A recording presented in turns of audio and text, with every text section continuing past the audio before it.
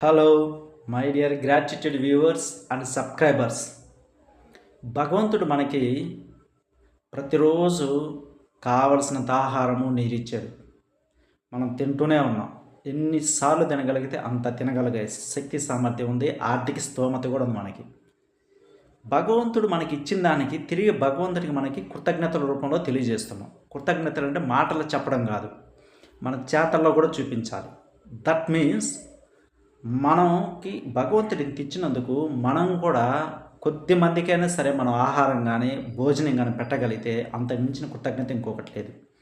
వారానికి ఒకసారి కానీ 10 రోజులకు ఒకసారి కానీ నెలకు ఒకసారి కానీ ఎవరికైనా సరే కడుపు నిండా అన్నం పెట్టడం నేర్చుకుందాం. చాలామంది కాడ పెడతారు. అన్నం పెట్టిన కుటుంబాలు అత్యంత సమృద్ధిగా ఉన్నాయి. నేను నా కళ్ళతో చూసేవాళ్ళని. వాళ్ళు ఒకరికి అన్నం పెడుతుంటే ఎక్కలేని ఆనందం వస్తుంది. నాకు కూడా వాళ్ళని చూసి నేను కొంతమంది కాడ నేర్చుకున్నాను. మనం కూర్చొని అన్నం తింటుంటే మన ఎదురుగా కూర్చొని మనకు వడ్డిస్తూ నవ్వుతూ మనకు వడ్డిస్తుంటారు. అప్పుడు ఇంకా ఎక్కువ తినాలనిపిస్తుంది. చాలా ప్రేమగా, సంతోషంగా, ఆనందంగా వడ్డిస్తుంటారు. అంటే ఇక్కడ ఇచ్చే చేతికి తీసుకునే అర్హత ఉంటుంది. ఇచ్చేటప్పుడు ఉన్నంత ఆనందం తీసుకునేటప్పుడు రాదు. ఒకరికి పెట్టేటప్పుడు ఉన్నంత ఆనందం ఇంకా మరెక్కడా రాదు. అది పెళ్ళిళ్ళకి, ఫంక్షన్లకి మనం అందరిని పిలిచి భోజనాలు పెడతాం. మనం అప్పుడు దాకా ఎందుకు ఆగాలి?